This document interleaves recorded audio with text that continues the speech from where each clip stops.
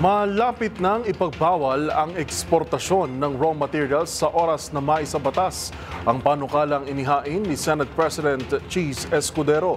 Layon anya ng panukala na palakasin ang produksyon ng ating local mining industry at lumikha rin ng karagdagang trabaho para sa ating mga kababayan. Magpapalita si Raymond Dadpaas. Ipagbabawal na ang export ng mga raw minerals para sa development ng mga lokal na industriya, production ng higher value exports at paglikha ng mas maraming trabaho sa mga Pilipino. Ito ay sa oras na maging batas ang Senate Bill No. 2826 o ang Enhanced Fiscal Regime for Large-Scale Metallic Mining Act.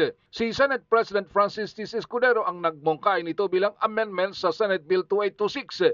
Magiging epektibo ito pagkatapos ng 5 taon na maging batas ang panukala.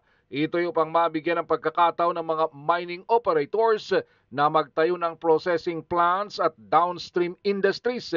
Paliwanag ni Escudero, walang pinag-iba ito sa ginawa ng bansang Indonesia na ipinagbawal ang export ng nickel ore at bauxite noong 2022. Sa record ng Indonesian Chamber of Commerce and Industry ay lumaki ng husto ang kita sa nickel export sa $20.9 billion noong 2021 kumpara sa $1.1 billion lamang noong 2014 na hindi pa ipinatupad ang pagbabawal sa raw nickel export.